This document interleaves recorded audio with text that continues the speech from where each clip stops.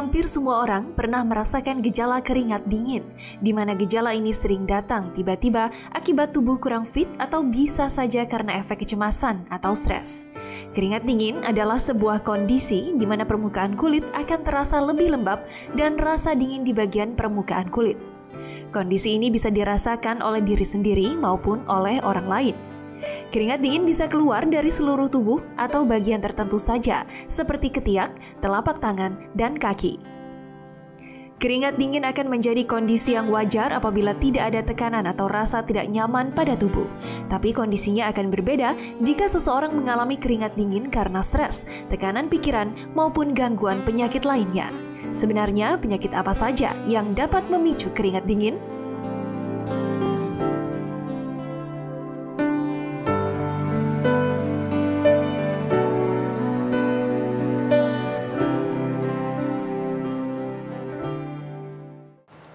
Di Ayo Hidup Sehat, dan sekarang kita akan membahas mengenai keringat dingin nih ya dok ya. Tadi katanya dokter Haikal kalau ketemu calon mertua dia keringat dingin.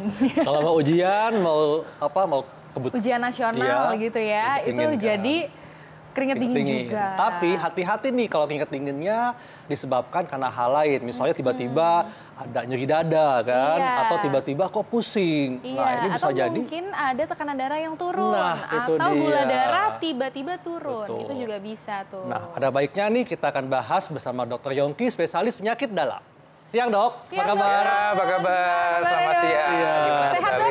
Sehat selalu. Sehat selalu. Dokter Haikal. Wah, dokter keringat dingin nih. Tangannya ya agak keringet Begini ya? Kenapa ya? Dok. Mungkin karena nervous mau tampil aja. Oh gitu. Oke, dok, ini kita bahas tentang keringat dingin ya. Ini kan kalau andai kata muncul pada saat kita tegang, cemas, mungkin masih wajar lah ya. Tapi ini bagaimana kalau muncul akibat gejala lain, akibat penyakit lain. Nah, yang pertama nih dok, mitos atau fakta bahwa keringat dingin tanda awal serangan sakit jantung. Ya, fakta ya.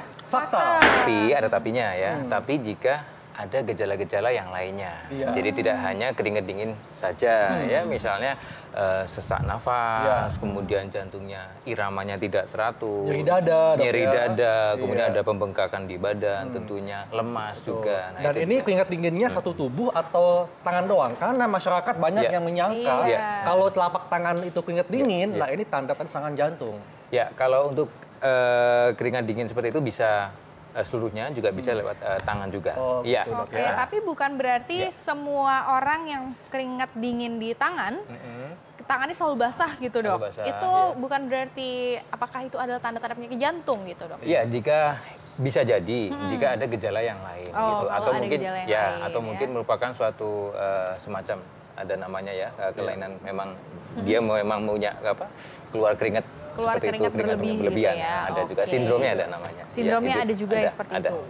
Oke. Selanjutnya nih dok, mitos atau fakta keringat dingin dapat timbul karena tekanan darah tiba-tiba rendah. Iya, fakta ya. Fakta ya. Ya, jadi pada kondisi-kondisi tertentu ya, terutama saat kita mengalami dehidrasi. Dehidrasi ya. Saat dehidrasi itu tubuh kekurangan cairan. Ya, otomatis akan berusaha untuk kompensasi dengan salah satunya adalah dengan keringat dingin. Dan ini selain keringat dingin mungkin ada gejala pusing kali ya. Betul, pusing, kepala ya, lemas ya. Lemas juga. Oke, mitos atau fakta selanjutnya mengenai keringat dingin, yaitu keringat dingin tanda penyakit gula darah. Wah, ini fakta. Fakta ya. Oke. Ini biasanya mengarah ke mana nih dok? Apakah pada saat gula darah turun atau gimana? Ya, tepat sekali ya. Jadi saat gula darah turun atau biasa kita mungkin sudah tahu ya, hipoglikemia. Saat pada pasien dengan diabetes mellitus, kemudian dia dengan terapi dengan obat gula ya, obat gula baik yang diminum ataupun yang disuntik. Tapi lupa makan. Bisa juga lupa makan, ya, telat makan, atau mungkin masih dalam penyesuaian dosis ya.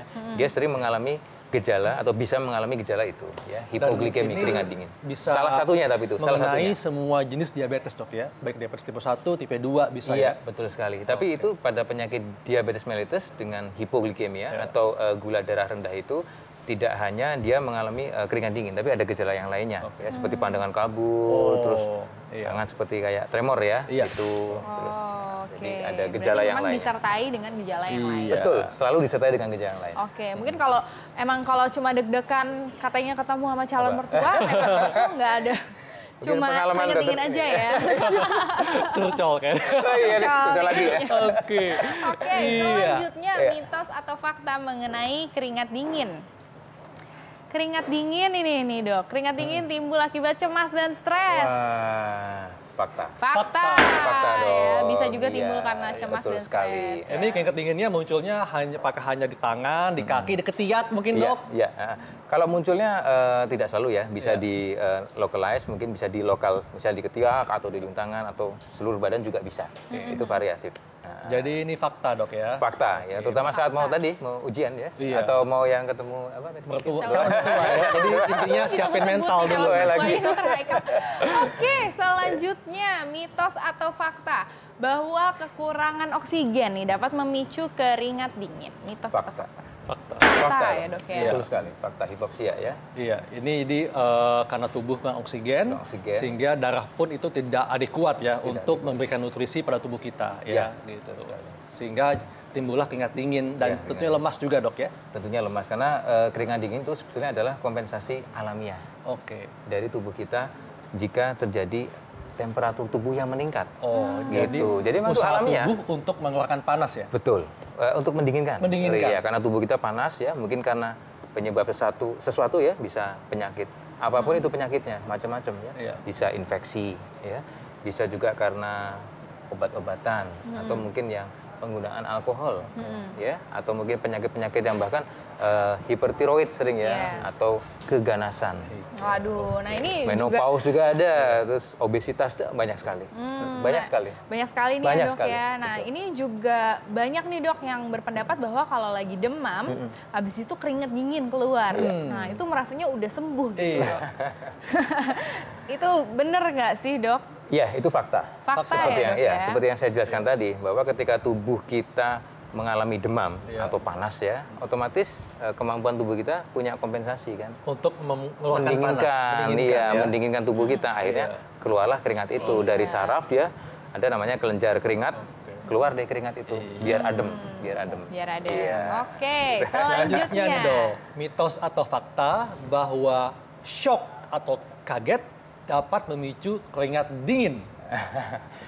Ya, kalau itu juga bisa ya. Pada dasarnya kan kalau kita berbicara shock atau mitos atau fakta nih dok? Fakta Ya. Fakta ya. Jadi nggak siap mental, tahu-tahu ketemu calon mertua, lagi mantan. Jadi dokter Haikal kaget ya dok, itu bisa memicu keringat dingin ya dok ya. Juga, ya. Kecemasan ya. Jadi cemas kan dia kaget, wah ini kenapa nih? Ya. Oke, selanjutnya mitos atau fakta bahwa keringat dingin itu muncul karena masuk angin yang sudah kelamaan. Angin nih dok. Ya, kalau untuk istilah masuk angin ya sebetulnya karena tubuh kita biasanya terkena ada sesuatu ya, ada sesuatu penyakit sih biasanya ya. Jadi emang kalau judulnya ada suatu penyakit ya itu bisa fakta. Jadi fakta deh dok bisa ya? Fakta. Bisa menjadi fakta. Tapi kalau dibilang masuk angin sebenarnya kurang ini ya dok ya? Iya, jadi mungkin maksudnya demam ya, atau mungkin gastritis, sakit mah ya. Betul juga, rasanya kayak bersendawa terus ya. Iya. Selanjutnya mitos atau fakta keringat dingin dapat timbul karena adanya infeksi pada tubuh. Oh, fakta sekali itu. Fakta sekali. Infeksi itu ada yang infeksi sifatnya dia cepat ataupun infeksi yang lama ya. Infeksi lama seperti penyakit paru-paru ya. Mungkin lazim kita dengar TBC ya. Itu penyakit yang lama. Atau tadi saya sudah sebutkan ada juga kanker atau juga mungkin infeksi yang sangat berat. Nah, itu juga akan menimbulkan gejala tersebut. Tapi tetap tidak hanya keringat dingin saja. Ada gejala lainnya ya. Iya, gejala lainnya pasti ada. Itu yang menjadi kunci. Betul. Nah, ini tapi perlu digarisbawahi nih, Dok. Keringat dingin kan biasanya memang kita ya itu tadi normal kalau misalnya kita lagi nervous, lagi cemas, tadi kaget dan sebagainya. Tapi ada juga tadi kan sudah disebut-sebut bahwa keringat dingin itu banyak juga yang merupakan tanda dari gejala awal dari penyakit yang serius. Nah, mungkin bisa diinformasikan nih, Dok, pada masyarakat. Gimana caranya kita membedakan apakah ini normal ataupun ini penyakit yang serius? Iya, oke. Jadi cara membedakannya adalah mudah sekali ya. Kalau memang itu hanya keringat dingin saja, ya mungkin itu bisa bukan penyakit yang serius ya. Misalnya mungkin tadi kayak cemas, stres, mau saya keringat dingin nih, oh mau ujian itu, atau ada ya mau menghadapi suatu mungkin sidang tesis atau apa. Tapi kalau dia ada gejala penyertanya. Ada gejala penyerta seperti mual ya, muntah-muntah terus, kemudian lemas, kemudian sesak nafas, kemudian ya pusing, seperti orang mau pingsan, gemeteran. Nah, itu berarti ada penyakit yang lain. Dan yang paling penting ya pada saat keringat dingin itu yang harus kita waspadai adalah apakah itu kegawatan atau tidak gitu. Jadi ya penting itu dikenali bahwa dia hanya keringat dingin atau ada gejala yang lain. Ya. Itu yang penting itu. Nah, nih Dok, selain penyakit, apakah keringat dingin bisa muncul karena konsumsi obat-obatan tertentu? Ini mitos atau fakta, Dok? Fakta. Obat seperti apa nih, Dok, yang bisa memicu keringat dingin? Ya, salah satunya adalah penggunaan yang berlebihan untuk obat-obat antidepresan. Antidepresan ya? Antidepresi ya. Nah, kita kan tahu depresi ya. Itu salah satunya itu ya. Jadi memang tadi saya sebutkan juga bahwa keringat dingin itu bisa muncul dari berbagai macam penyakit. Juga obat-obatan tentunya. Nah, itu kondisi-kondisi itu yang bisa menimbulkan tadi gejala itu ya. Obat-obatan contohnya itu tadi salah satunya antidepresan, juga ada penggunaan alkohol dan seperti lingkaran nih Dok ya, karena stres bisa menyebabkan keringat dingin. Orang stres nanti lama-lama menjadi depresi, minum obat bisa keringat dingin juga. Kayak semalakama jadinya ya. Iya, cuma tentunya jangan stres-stres ya. Iya, stres ya. Banyak stres karena jadi depresi. Iya. Selanjutnya nih Dok, mitos atau fakta? Keringat dingin dapat muncul karena adanya gangguan hiperhidrosis atau produksi keringat berlebih. Fakta. Ya. Jadi adanya suatu hiperhidrosis itu ya itu tadi. Ada yang sindrom hiperhidrosis. Ini sebabnya apa, Dok? Kenapa bisa terjadi hiperhidrosis? Ya, kalau hiperhidrosis pada dasarnya adalah itu bahasa lain dari keringat berlebihan. Gitu. Jadi kalau yang ada namanya bahasa kedokterannya sini ya, idiopatik atau memang sudah bawaan ya, sindrom idiopatik hiperhidrosis itu memang sudah sejak lahir dan penyebabnya tidak diketahui. Jadi kalau keringatnya berlebih produksinya ya? Itu salah satunya itu. Jadi ini bisa muncul pada sindroma hiperhidrosis? Ya, dibanding yang mungkin ada penyakit yang lainnya tadi yang sudah kita sebutkan itu, sudah saya sebutkan. Nah, kalau seperti ini gimana Dok cara mengatasinya?